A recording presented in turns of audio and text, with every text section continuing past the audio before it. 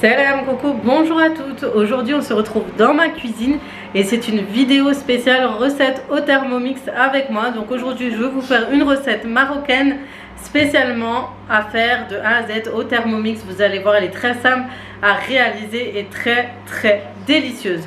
Donc là je suis en train de décongeler mes cuisses de poulet. Vous pourrez utiliser aussi des pilons de poulet pour cette recette, mais tout ça je vais vous expliquer bien sûr durant toutes les étapes de la recette. Tout d'abord nous sommes en train de préparer les ingrédients.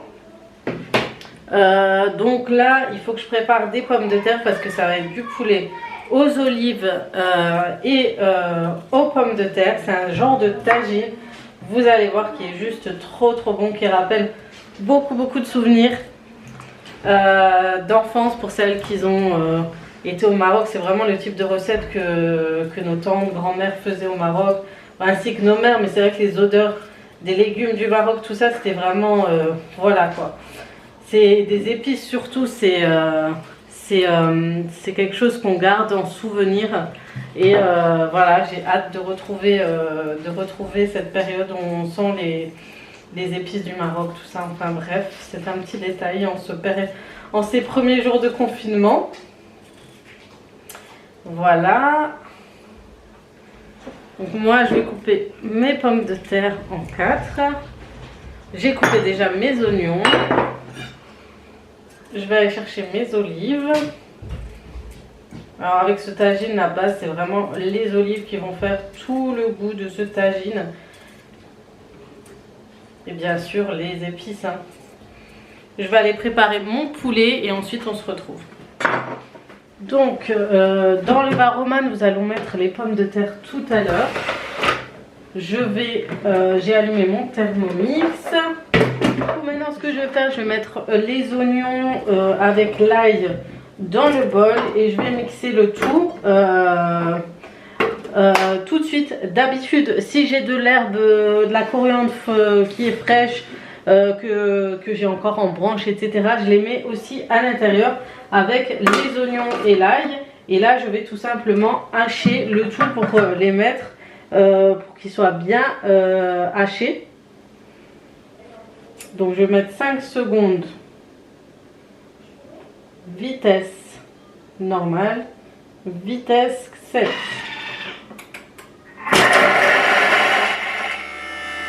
Et là une fois qu'on entend ce bruit, c'est que normalement il a tout haché. On va prendre notre spatule.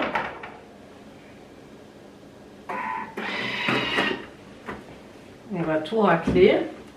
Cette spatule, la nouvelle, est vraiment géniale. Voilà, on racle pour que ce soit tout à l'intérieur. Voilà. On va mettre le poulet. Donc, voilà.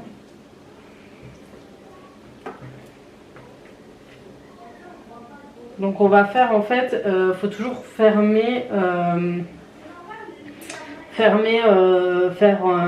couper vos pions. Soit vous mettez des pions, ou si vous avez des cuisses de poulet, vous allez mettre tout simplement couper en deux la cuisse et mettre les morceaux ainsi. Donc moi je vais mettre tout de suite le persil. Normalement vous avez avant, mais je le mets maintenant. Donc moi je mets que de la coriandre et persil. Donc j'aime bien en mettre. Je mets quand même la dose. Voilà. C'est vraiment le mélange. Voilà. Je vais mettre de l'huile d'olive.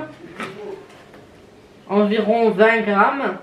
Moi j'en mets 10 et je vais mettre une cuillère à café de semen. Si vous n'en avez pas, c'est pas grave. C'est vraiment, moi j'aime bien en mettre dans les tagines et tout. Pareil pour le safran. Si vous n'en avez pas, c'est pas grave. Vous pourrez le remplacer avec le colorant. Voilà, je mets une petite pincée. Je vais aller laver les...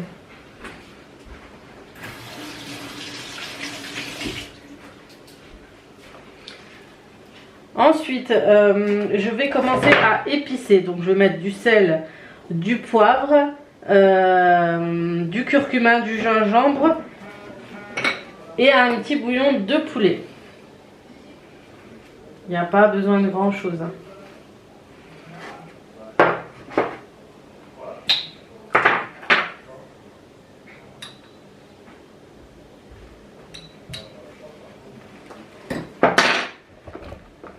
que je mets à l'intérieur. Je mets du gingembre. J'aime beaucoup les épices du Ducros. Ils sont vraiment pas mal. Je remets un peu de poivre. Je vais mettre du sel. Donc moi je prends du sel rose d'Himalaya. Il est vraiment bien. Il est bio. Donc là ce que je vais faire c'est quand même faire en sorte que tout soit mélangé. De toute façon ça va se mélanger durant la cuisson.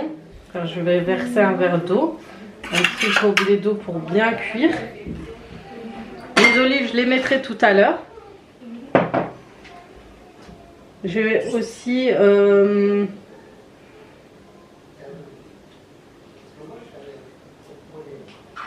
voilà.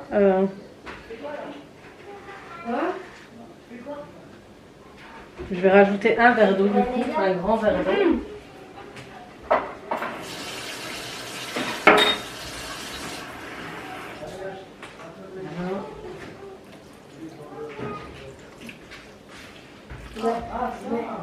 Depuis avant, je voulais taper, mais...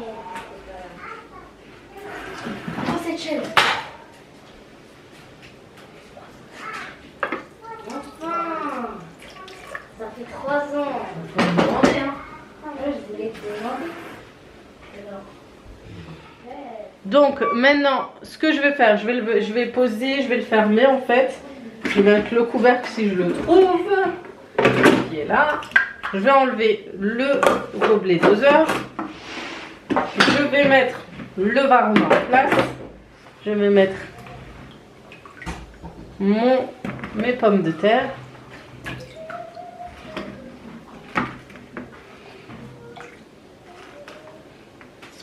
Voilà.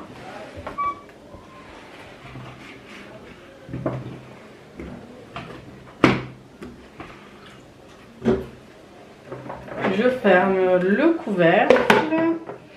Et ce que je vais faire 30 minutes, 25 minutes, pardon, parce qu'après je vais rajouter mon citron confit et mes olives. Donc 25 minutes température Varoma, sens inverse. On met le mode, vraiment le mode pour touiller en fait vos plats. Et normalement tout ça ce sera bon. Le temps de cuisson, vous faites quoi? Vous aurez le temps de ranger en attendant que votre poulet cuit tranquillement, mijote tranquillement. Arrivé à ce stade les filles, je vais tout simplement mettre mes olives et mon citron confit. Donc vous voyez, les pommes de terre ont bien cuit. Nous avons le poulet avec sa sauce onctueuse encore. Et du coup là je vais mettre tout le reste des olives. Je les ai rincées. Et je vais mettre toutes les olives. Ça va donner un super bon goût à ma sauce. Et mon citron confit.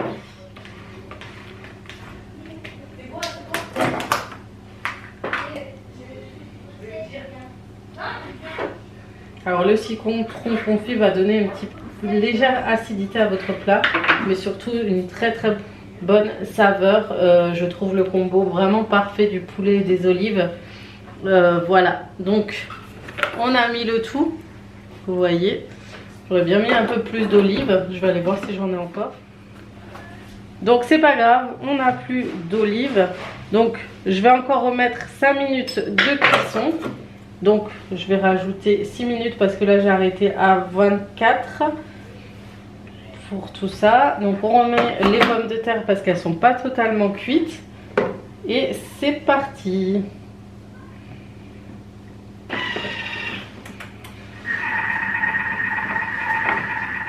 Donc la cuisson est terminée. Mes pommes de terre sont très bien cuites. Vous pourrez vérifier avec un couteau. Mon poulet aussi, vous regardez la cuisson du poulet, on voit tout de suite qu'il est très bon. Et vous voyez qu'il est bien cuit quand on voit qu'il commence à se décoller de l'os. Et regardez la sauce comme elle est onctueuse. Regarde le poulet, mais attention, c'est très chaud. Waouh! Et vous voyez, la sauce a l'air d'être très bien onctueuse. Donc nous allons présenter ce plat dans un plat à tagine. Donc si vous avez des grandes assiettes aussi assez creusées, vous pouvez le présenter ainsi.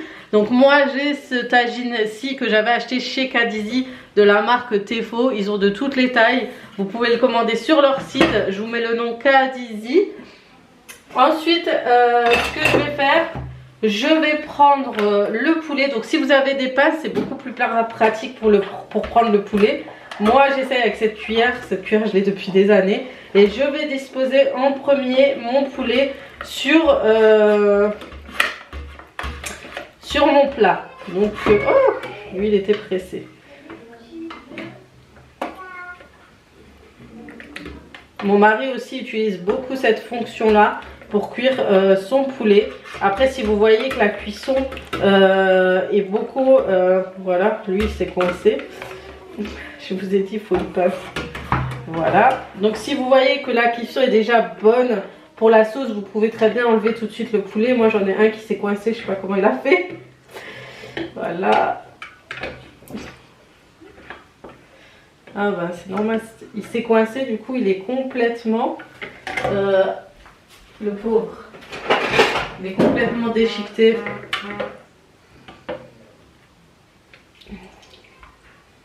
C'est pour ça que je vous dis les pinces c'est top.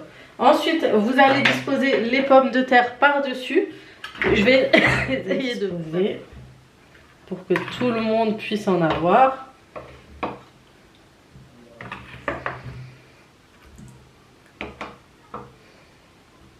Moi j'aime bien les mettre autour.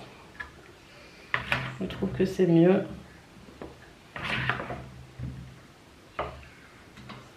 Et tout le monde va être servi comme ça.